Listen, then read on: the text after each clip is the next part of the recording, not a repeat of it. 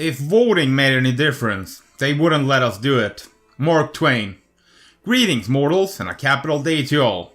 I'm your host Simon, and if you're hearing this, then you are watching the Library of Gnosis. In today's broadcast, I will be discussing the topic of government. The word government derives from the term govern, from Old French gouverner, derived from the Latin gubernare, to direct, rule, guide, govern. Govern, which means to rule with authority. Authority, which the Oxford Dictionary defines as the power or right to give orders, make decisions, and enforce obedience. Enforce obedience. Key words here. The government is that institution which holds the monopoly of force. This is what separates a government from a company. A company does not hold a monopoly on force, and has therefore to sell you their product through voluntary means. Whereas the government uses a threat of force to compel you to obey their will. This is what separates a government from a company, the use of force. The state generates its income through the use of taxation, defined as a compulsory contribution to state revenue. Notice the word compulsory, meaning not voluntary. You do not have a choice in the matter. You cannot decide if you want to pay taxes or not. You are forced to. It is the law, after all. Do you know what it is called when someone takes the product of your labor by the threat of force? Well, some might call it slavery, of course. Far too many confuse laws with morality. Yet laws are different in every country, so how can they be the foundation for morality? If it is wrong to steal in Ireland, then it's equally wrong to steal in Australia, no matter what laws may apply there. You see, dear watcher, laws are an opinion with a gun. Most laws are not there to protect you, they are there to control you. There is a simple concept known as the non-aggression principle. It is that the initiation of force or coercion against others is inherently wrong and illegitimate, and individuals should resolve disputes and conflict through peaceful, voluntary means. Unless there is a victim, there is no crime. Not paying your taxes is a victimless crime. Therefore, it is not a real crime. It is just another tyrannical way of controlling you. Taxation is theft, or well, it is extortion. The government is the institution that has the monopoly of force, meaning it is illegal for a private agent to murder. But it is perfectly fine when a government starts a war, i.e. mass murder. It is illegal for a private agent to steal or extort capital from other individuals. But somehow it is perfectly fine for the government to do the same thing and label it taxation. Your money or your life, the highwayman says. Your money or your life, the government says. Somehow we scorn the highwayman for his deeds, but we praise the government for their extortion. This hypocrisy is the basis for all governments. If taxation without consent is robbery, the United States government has never had, has not now, and is never likely to have, a single honest dollar in its treasury. If taxation without consent is not robbery, then any band of robbers have only to declare themselves a government, and all their robberies are legalized. Lysander Spooner.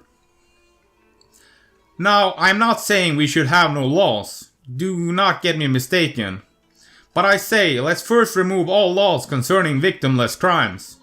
Then we are left with simple things like fraud, assault, theft, and murder.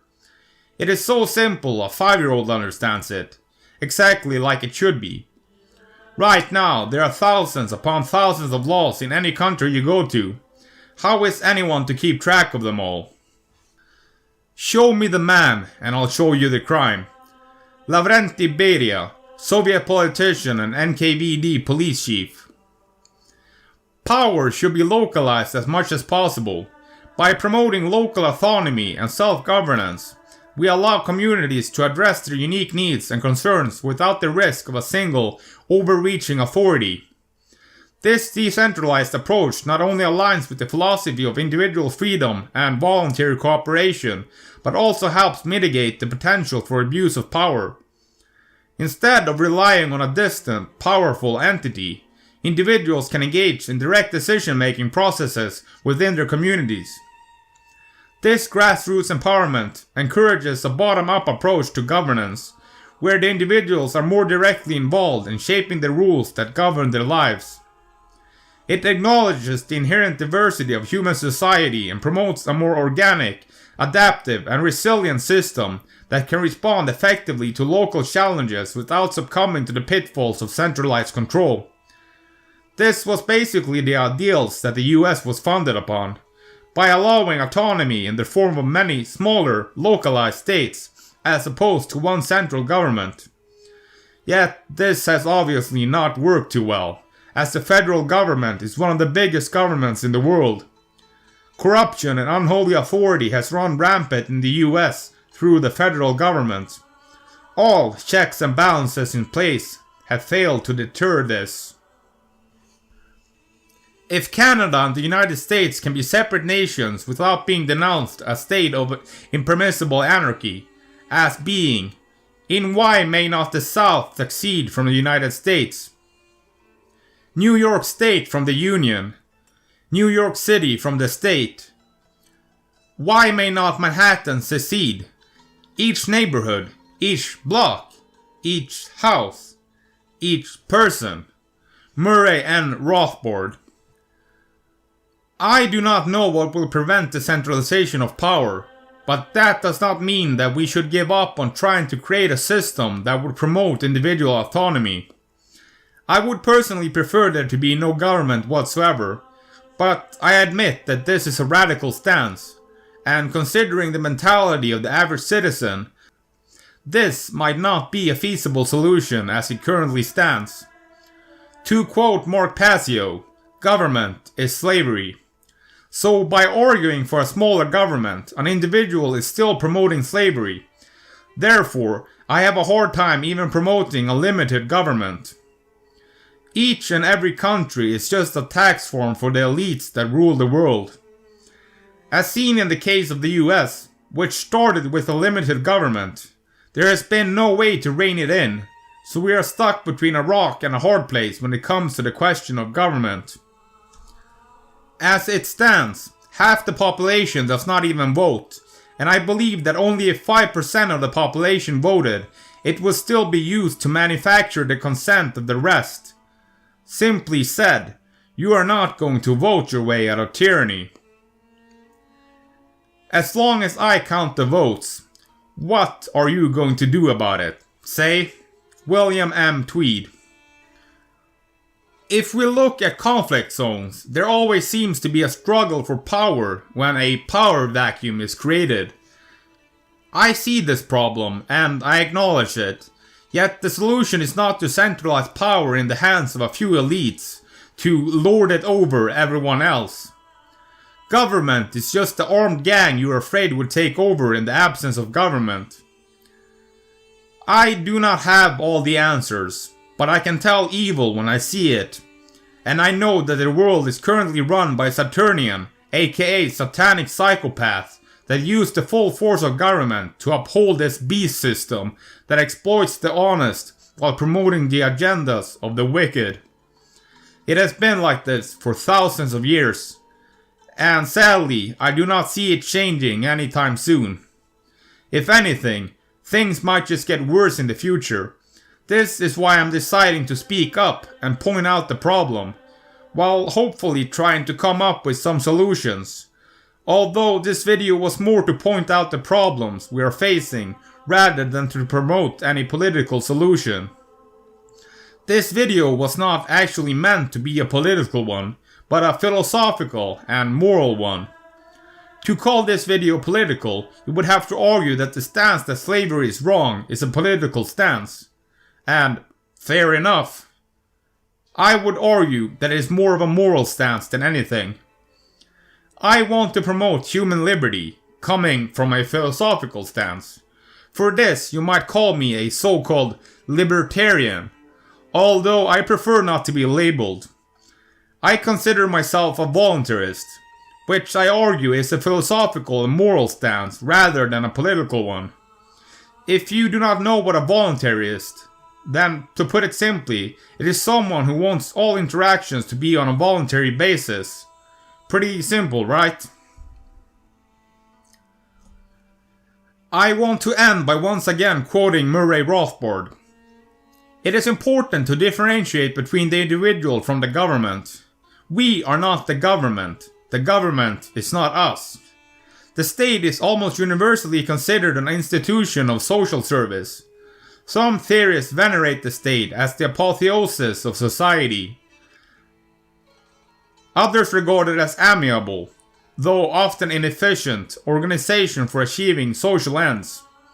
But almost all regard it as a necessary means for achieving the goals of mankind, a means to be ranged against the private sector, and often winning in this competition for resources. With the rise of democracy, the identification of the state with society has been redoubled, until it is common to hear sentiments expressed which violate virtually every tenet of reason and common sense, such as "we" or "the government." The useful collective term "we" has enabled an ideological camouflage to be thrown over the reality of political life. If "we" or the government, then anything a government does to an individual is not only just and untyrannical, but also voluntary on the part of the individual concerned. If the government has incurred a huge public debt which must be paid by taxing one group for the benefit of another, this reality of burden is obscured by saying that we owe it to ourselves. If the government conscripts a man, or throws him in jail for dissident opinion, then he is doing it to himself, and therefore nothing untoward has occurred. Under this reasoning, any Jews murdered by the Nazi government were not murdered.